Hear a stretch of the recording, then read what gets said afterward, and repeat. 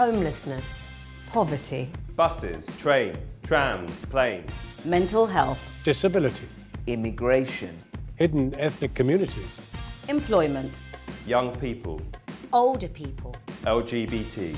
refugees. You think you know, but you really have no idea. This is what it's like to be LGBT in London.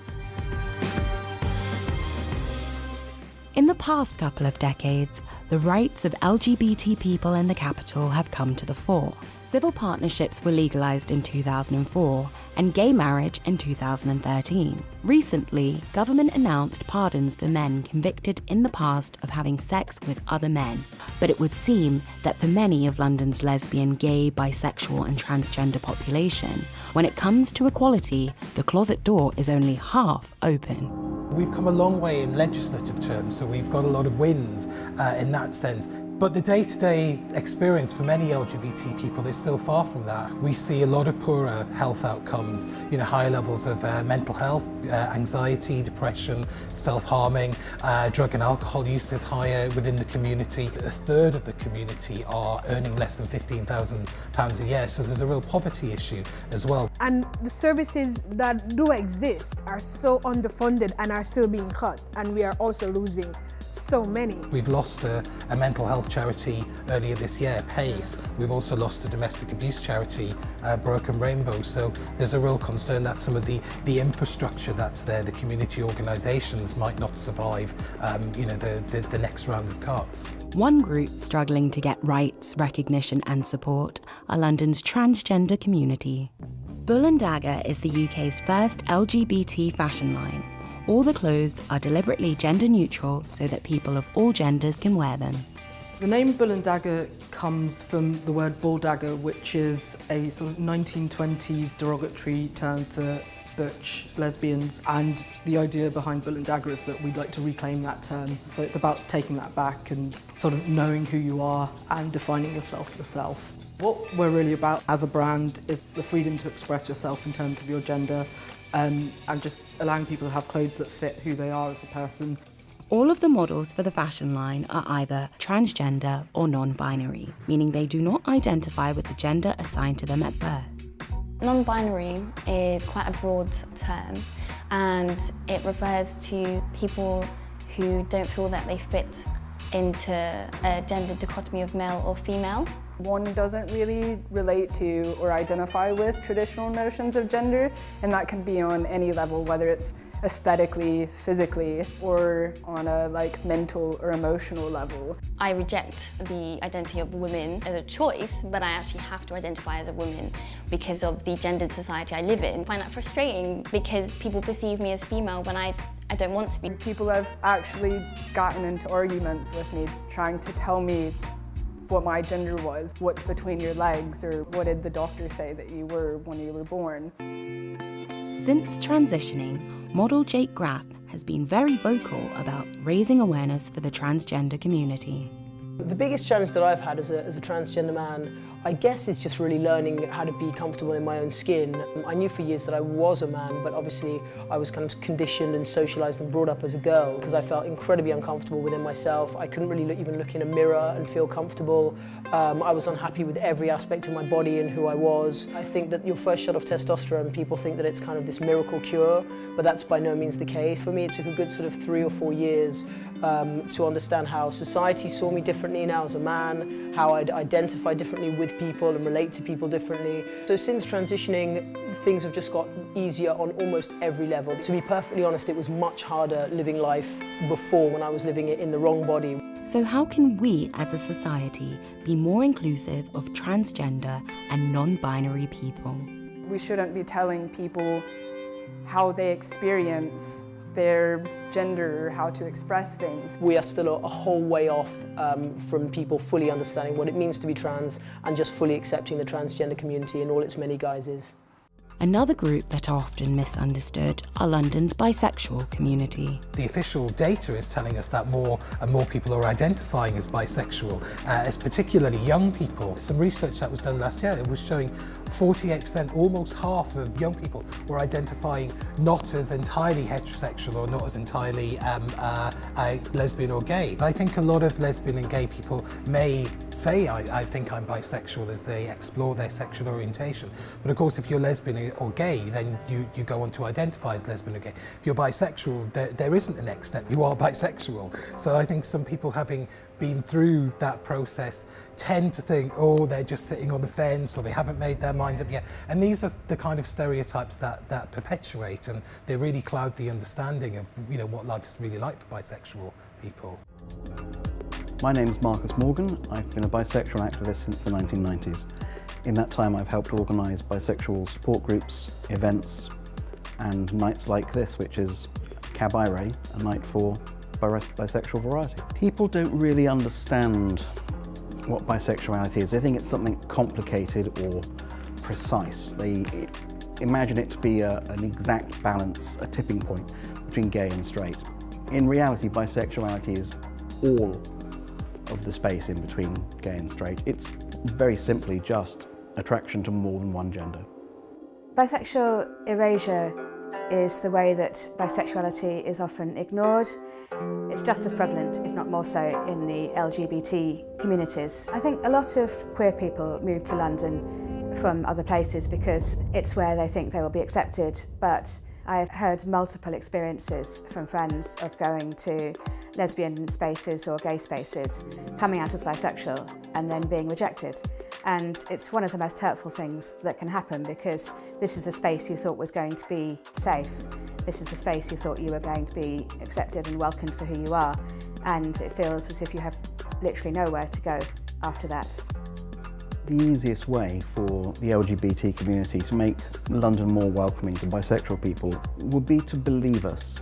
I think it can be really difficult for some LGBT people around religion because they've been dismissed or excluded from their faith, or they've been told that their identity or their activities are sin or it's unnatural, and it's very difficult sometimes for people to reconcile that faith. It is really difficult, and it is isolating because you sort of find your tribe and you stick with it. So within a community that is already marginalized, there are these little groups, little subsets that are further marginalized, and the expertise, the benefits, the support that you would get and give to each other does not actualize.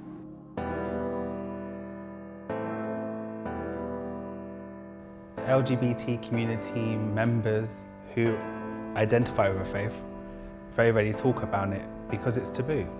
How can you have a faith or a religion or follow something that condemns who you are? It was actually myself who decided to take myself to church at about 14. That was a calling at the time. When I started attending church, everyone was aware. I mean, I'm pretty sure I came out doing jazz hands. I'd say 14 through to early 20s was very by the book. So if that's what the Bible said, then that was it. Let us be able to stand proud and say, this is who I am. I'm not just gay, lesbian, bi, transgender, but I also love God and believe in a God. The struggle for acceptance of those with faith is often mirrored by LGBT ethnic minorities. This poem is called How to Be a Poet. Being a black gay man really is at the heart of what I write about. My race, my skin colour is there for everyone to see, and my sexuality I never hide. Negroes and all the youths them, don't think your rights came overnight. So many people had to fight to gain anything like equality. We ain't there yet, but we're gonna be. When I came out, which was in my 20s, I didn't see myself as part of black or Asian minority ethnic. When I came here nearly 20 years ago, that's when I started seeing myself as BA, mean LGBT person. I've definitely encountered racism within the LGBT community. For example, on an app like Grindr or any other dating app or website, people feel no way to put no blacks, no Asians, sorry, just my preference. More subtly when dating as well, you might come to realize someone you're dating or sleeping with or whatever likes you because you're black and they fetishized you, and I think that's a form of racism as well. You don't know you're in bed with a racist until you're in bed with a racist.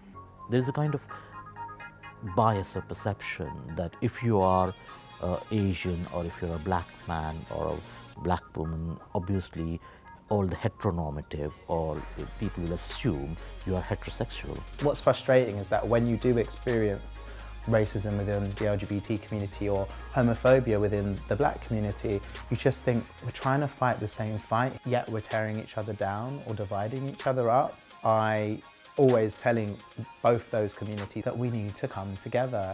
Young, black and gay, you best remember. Thank you.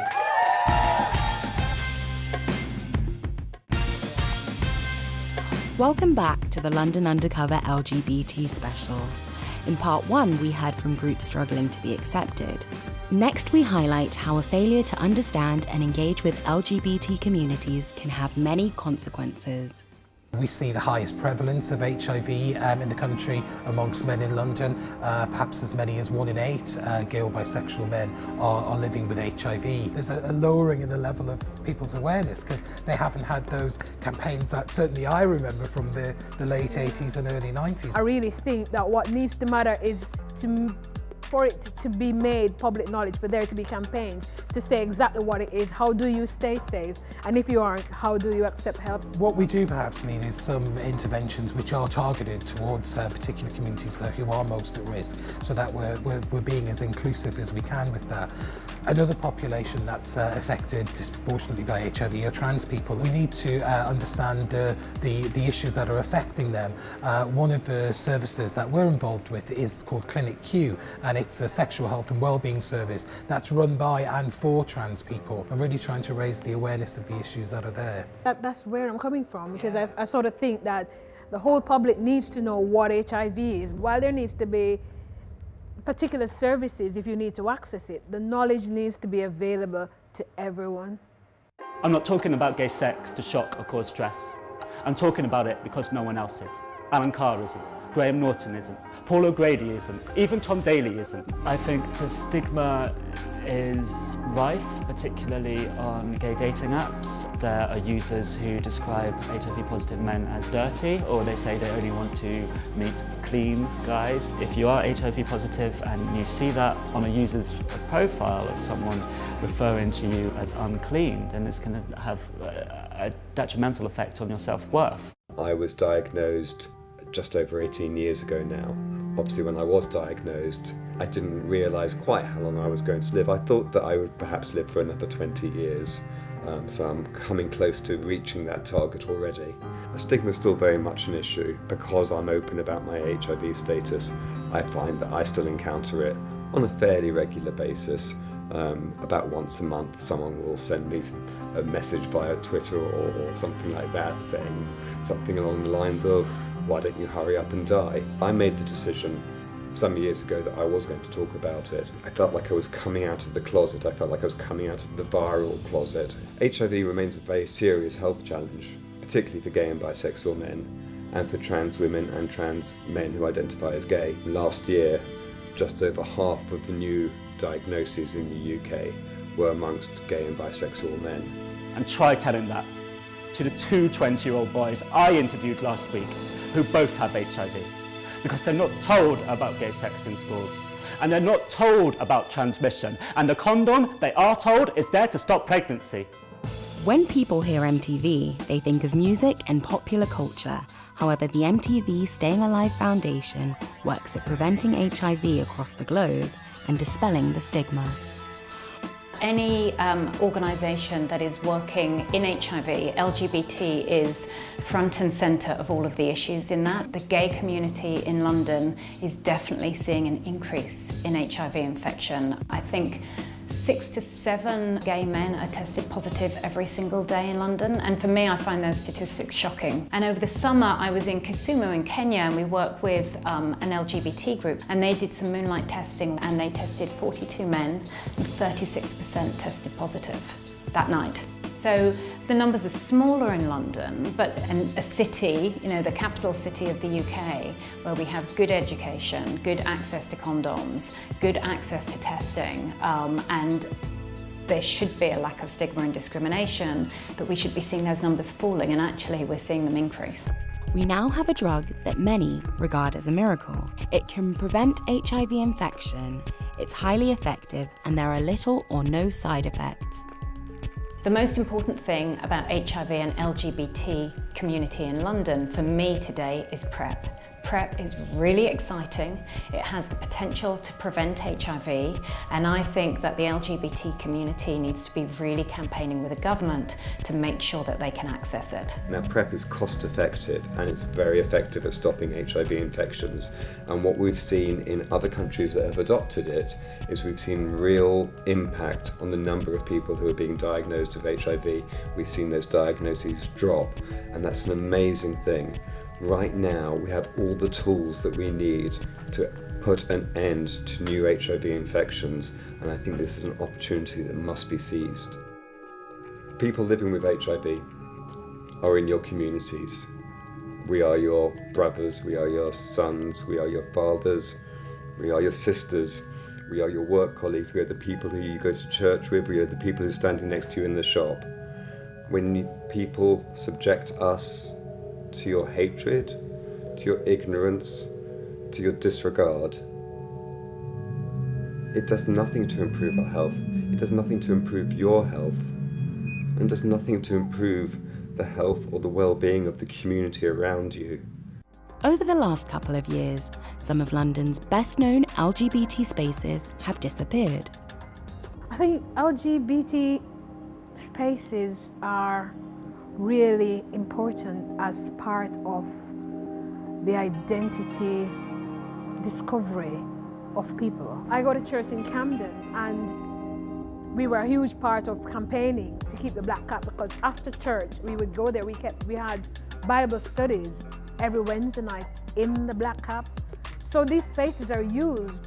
They may be seen as a pub, but they are actually used to help people just be. It's a real pressure to every day feel like this is how I've got to be just to exist.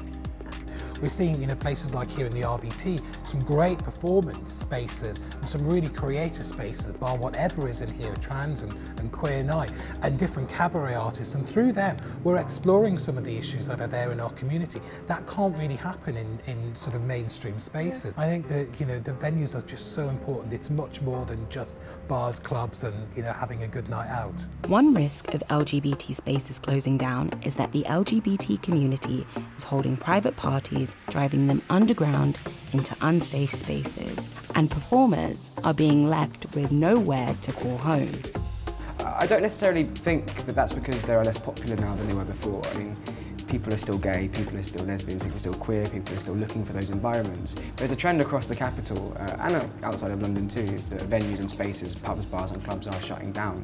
The pressures of gentrification, the pressures of property prices, councils cracking down with licensing means that those places are all closing. And that's bad for everyone. But it's particularly problematic for LGBT people. I think it's sometimes really hard to explain to people who've never been to a kind of gay pub or gay bar, or who aren't queer themselves, what that actually feels like. But it's a place of safety and security.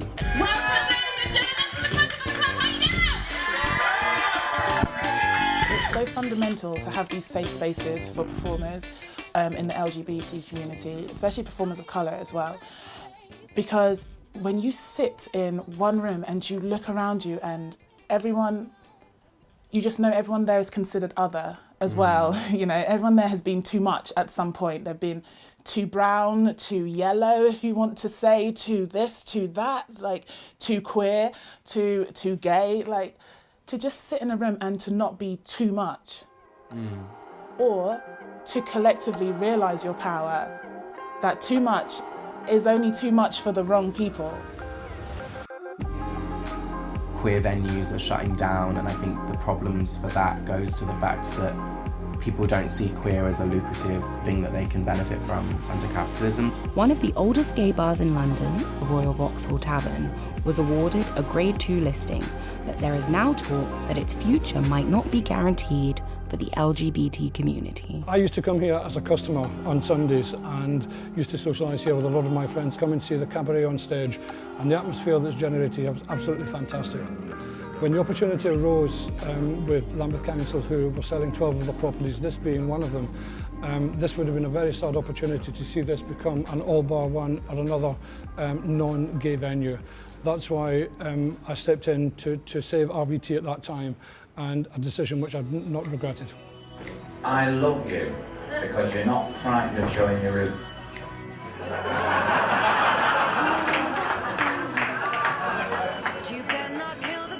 It's very important for any of us that have experienced prejudice or bigotry. It's very, very important that we have somewhere where we can represent ourselves and talk about issues and share experiences. I think it's very holistic. It's also, for me as a performer, cathartic. A lot of my work is quite autobiographical. And so it's nice to share an experience knowing that you're not alone, and that a lot of us have endured bullying, prejudice, bigotry, violence, and that we've created a beautiful space of safety and sharing. RVT is up for sale at the moment. You know, its future is not guaranteed to the gay community. That's a matter of concern for me and to a lot of other people. You know, it's like the whole history of this building and the success of this building has been modelled to the LGBT community. So it would be a shame to see that lost. We want to buy the Royal Vauxhall Tavern. We wanted to purchase it for the community, by the community. So we're launching a community shares offer so that we will own it. That's the only way we're actually properly going to safeguard the tavern. Because as long as it's owned by investors that feel like it's okay to want to knock it down, or to turn it into a strip club, or to turn it into a giant pub with no heart and no soul, it will always be at risk. We should care about LGBT people in London because we're all part of this community. It really matters that people are able to fully participate in public life and in their own lives. And to do that, people need to feel positive about themselves, and we need to make sure that people are able to identify and feel a part of their LGBT communities, but also the wider communities that we have in London. LGBT rights, I think, should be the concern of everyone, because LGBT people are human beings and LGBT rights are human rights. Seems there's a lot on the mind of London town today. Beyond the landmarks of this city, beyond the picture postcard scenes, into the back streets and the bedrooms and the dreams of people here. Beyond the grandiose shop windows to the cardboard beds below. 0-hour contract bodies dragging hope and anger home. Those people we don't know. Those communities unseen. An ageing population alone befriending TV screens. So now let's look through lit up windows where the real people live. Beyond the picture postcard scenes. Into the back streets and the bedrooms and the dreams of people here.